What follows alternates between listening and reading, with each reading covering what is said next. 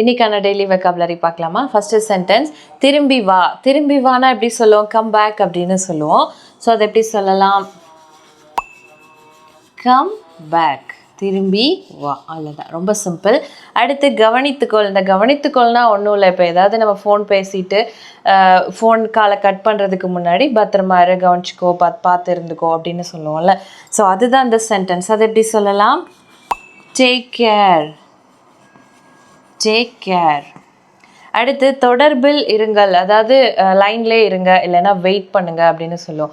இல்லைன்னா இந்த சென்டென்ஸ் வேற எங்கே யூஸ் பண்ணோம்னா இந்த வெப் சீரிஸ்லாம் பார்க்கும்போது இதே மாதிரி தொடர்ந்து பார்த்துட்டே இருங்க அப்படின்னு சொல்லுவோம். ஸோ இப்போ அந்த சென்டென்ஸ் எப்படி சொல்லலாம்? ஸ்டே டியூன்ட்,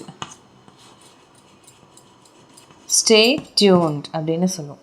அடுத்து திரும்பி போ, திரும்பி போ, நீ அங்கேயே திரும்பி போ அப்படின்லாம் சொல்லுவோம். ஸோ இப்போ இந்த சென்டென்ஸ் எப்படி இங்கிலீஷில் சொல்லலாம் அப்படின்னு கமெண்ட்டில் சொல்லுங்கள். இதே மாதிரி நீங்களும் ஈஸியாக இங்கிலீஷ் கற்றுக்க ஸ்க்ரீனில் தெரிகிற நம்பரை காண்டாக்ட் பண்ணுங்கள். If you want to learn more, please follow my channel. See you in the next video.